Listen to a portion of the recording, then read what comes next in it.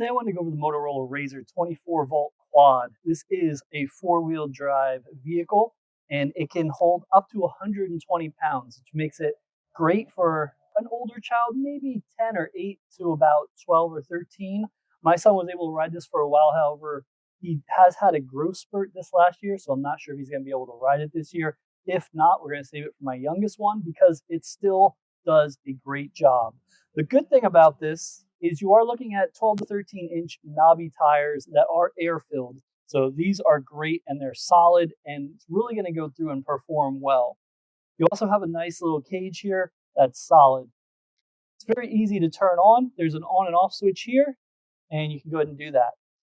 If anyone has a disability with their feet and they can only use their hands, this is the perfect vehicle because you have your brake on the left hand and on the right hand you have a throttle that you can go ahead and rev up and go. And you can go up to 8 miles per hour.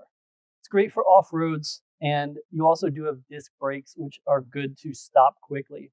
You do have some suspension in the back as well, which is great.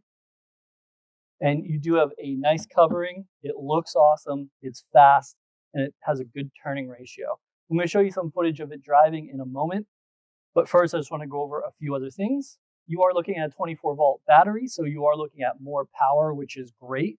And there is even an indicator on the side that tells you if it's full, low, and then you'll know if it's getting low that you're going to need to recharge it. Here is the twist.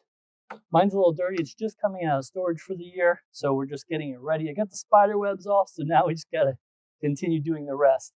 This is a beast of a machine. It's so good. I'm so glad we got it. We've got other ride-on cars. This is by far the best one if your child can handle it, because like I said, it does go pretty quick.